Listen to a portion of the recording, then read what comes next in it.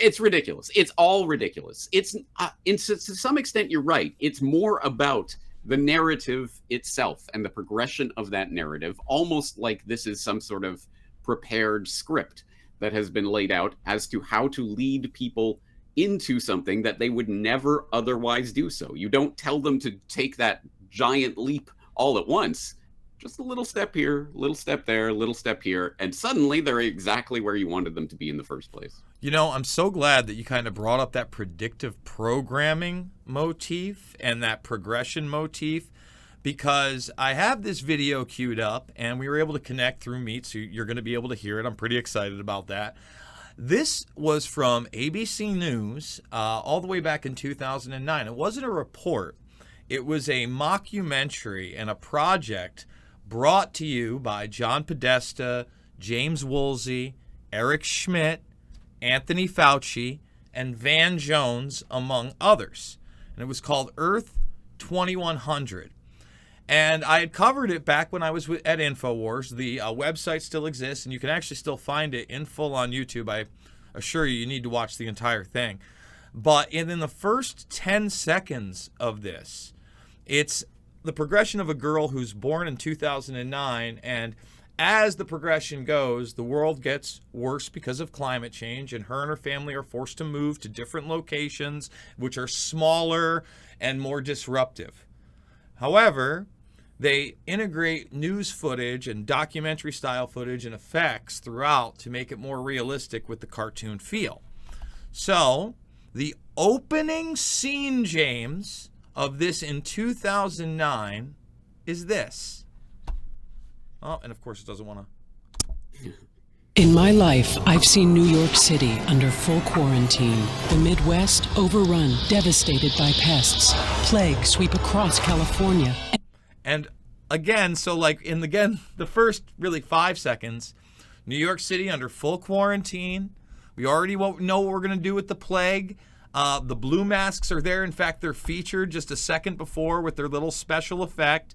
So to trust the science would to say that these people didn't have this already planned out and war gamed in front of you, knowing that they would mask society, knowing in this that they would put in refugee camps, knowing that climate change would destroy us all. And that's when we get into this narrative of the movement of all of this, from a virus and a passport for that and your vaccination records, but to really not only a social credit score, but one based on the environment and you basically having your entire life regulated by your carbon.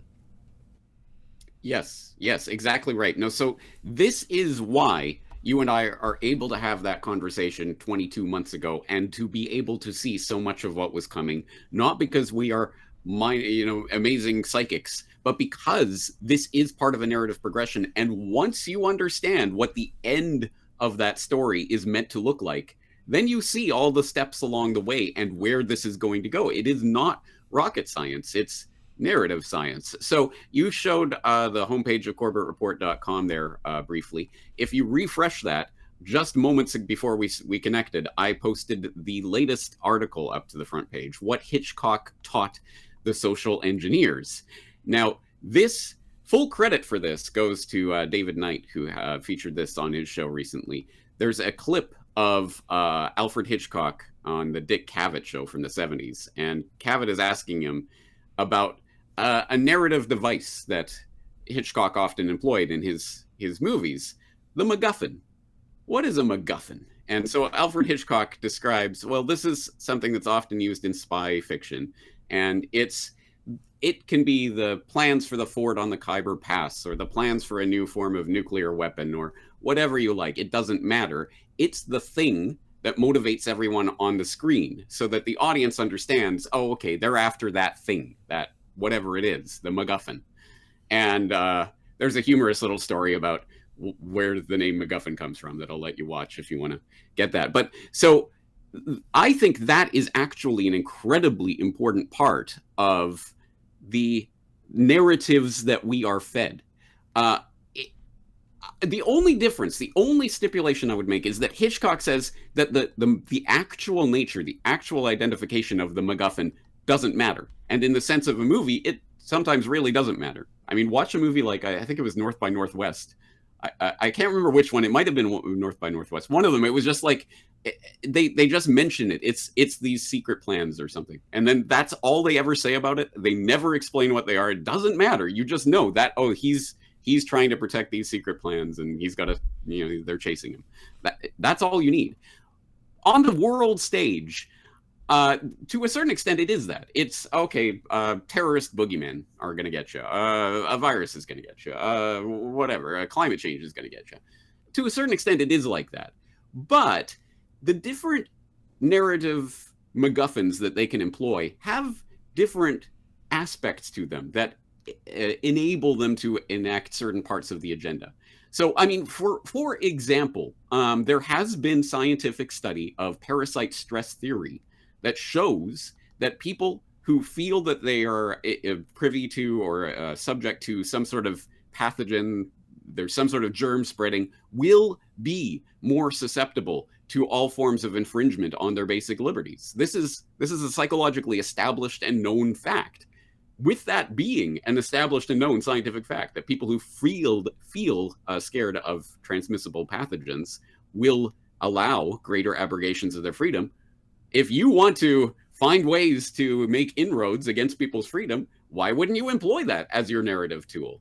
So I always come back to this from the bigger calculation of the narrative MacGuffin that's being employed. It doesn't matter. It does matter, of course, but from the narrative perspective, it doesn't matter if this was a bioweapon or if this is natural or if this doesn't exist at all or anything along those lines.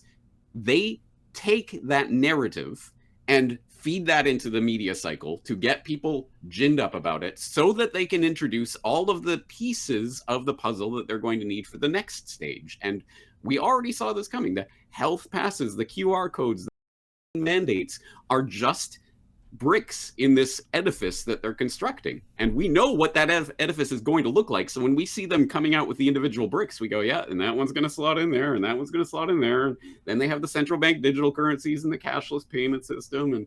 And then there's the social credit score that's going to go into your health, and it's going to be a government issued ID, and it's going to be all on your phone. Again, we're not psychic. We just know the story. We know the bigger story that they're going to be telling us.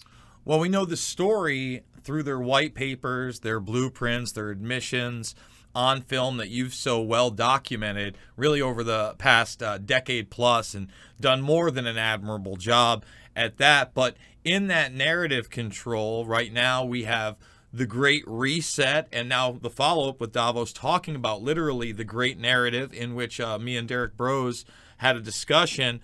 But I really wanted to highlight this because I feel like there's never been a time in history that we could be living through this more. Other ideas were always entertained, and our society, at least about a decade ago, still maintained that no matter how grotesque speech was, you would at least be able to get it out there and hear it. And in the second to last Bilderberg meeting that we know of, I don't know whether they met last year. I don't know if they're meeting digitally. I don't know if Davos is their new public forum. Maybe they'll meet this year. In 2018, they focused not only on the post-truth world, which we're going to focus on here, but quantum computing and artificial intelligence. And the future of work, which is also there. The future of work, all these things that we've been warning you about. And again, you go watch James and I in August of 2020, the last interview we did in that chunk. In the last 10 minutes, it gets into transhumanism. And I just said, this really has a transhumanist feel. And when they talk about, the discretion of this organization and the post-truth world, they basically say that, misinformation is now out of control. And that's what you're hearing now. And you see fact checkers with absurdities on the daily, whether it's in your Twitter feed or your Facebook feed or any mainline media feed. If you're going to a mainline news site, those same things are in the fact. Sometimes they just outright say fact checkers, right? Now, like that's a proud thing. Oh, fact checkers assure. Now that we're immersed in the post-truth world, on the largest platforms in the world that don't have to turn a profit, because YouTube doesn't turn a profit, everybody, I want to make that extremely clear. They are not a business. That is a absolute farce. They are a Trojan horse civilian system.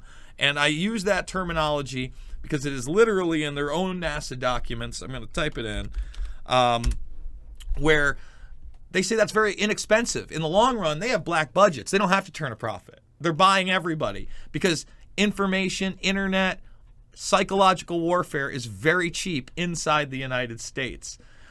Something else big in this, when we talk about CNN syndrome, and this is a pre-2001 document, they say capture and torture Americans in living color on prime time. Terror attacks within the continental United States. Binary, biological, critical infrastructure takedowns, and then serious psychological warfare, aka collateral damage exploitation. If that is not literally the progression of the war on terror, 9/11 into what we're seeing now and the ever-hyped cyber attacks, I don't know what is, James. And just to further hammer home Google and NASA's relationship, they partnered with one another in 2005. That is Eric Schmidt shaking hands. And by 2019, right after that Bilderberg meeting we discussed, they achieved with NASA quantum supremacy, which is AI supremacy as well. James, talk about that, because so many people will tell you this is a private company. They're allowed to censor. These mandates of now, they've been shut down by the Supreme Court, even though the health care thing is travesty.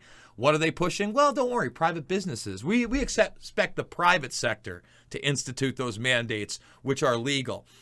Talk about not only the merging of this techno-fascist state through large corporations, but how they are just an extension of the military-industrial complex that was born classified after World War II.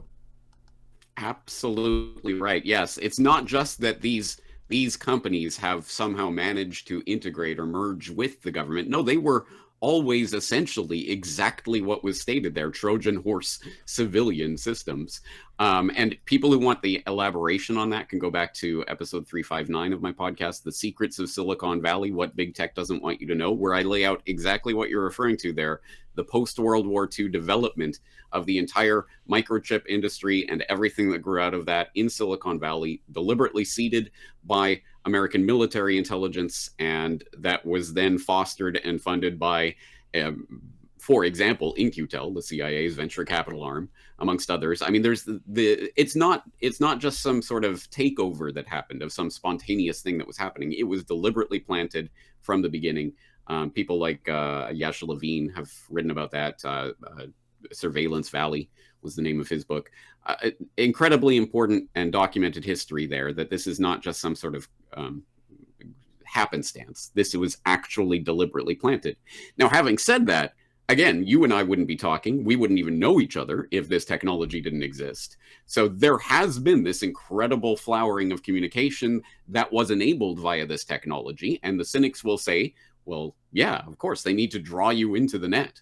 They got to get, honey, you catch more bears with honey than whatever that phrase goes. Yeah. Well, look at it this way. I don't dismiss that, but just like, a hammer builds a house, bashes a head. A gun can take a life. A gun can save a life. No matter what technology you put out there, even if it were for the most nefarious of purposes, is going to be able to be utilized in a manner that can also empower humanity. Technology itself is benign. Exactly right. It's about the conscious intention and the ability to have, at the very least, the freedom to do what we want with the technology, which, of course, is also going to be taken away piece by piece. And I've talked about this for years. It was something that James Evan Pilato cited on his podcast that I picked up on. They don't want you to have computing devices like we have now. They want you to have digital vending machines. You just push buttons and something will be delivered to you by a drone, as long as you have, the right social credit score to be able to purchase whatever you're purchasing. That's what the vision of computing technology in the future is. And right now we have the relative luxury of having these devices that we can use, we can manipulate, we can change, we can do things with them. That is going to be taken away piece by piece. And eventually it'll just be wearables and hearables and virtual reality goggles so we can strap into the metaverse. Hey everybody, Jason Burmis here. And you just watched a small excerpt of James Corbett of the Corbett Report on the InfoWarrior with Jason Burmis. Now, as we talked about the post-truth world, there was just too much out there that we could not discuss because, hey, we're still putting this little piece on YouTube. And that's why the full exclusive is over at the Rockfin. So go make that free account today or right now and follow Jason Burmis and watch a real discussion with one of the greatest independent journalists and documentarians of our time. Folks, it's only at the Rockfin, so what are you waiting for? That was what, 15 minutes of pure Corbett gold, and I encourage you to go back and watch our discussions from March to August of 2020. I think you're going to be stunned with how much we got correct. I love you, and I'll see you on the flip side.